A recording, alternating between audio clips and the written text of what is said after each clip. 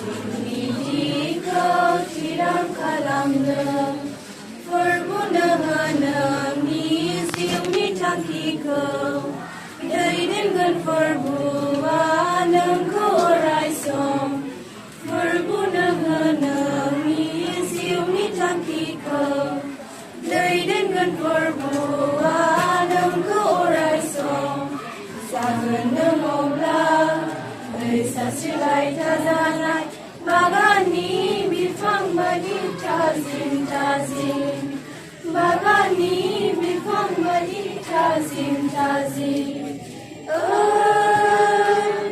Undai undai goto gotai laiman sikla laiman selaufer Nang siuni dikau tirang kalam de Nang siuni dikau tirang kalam de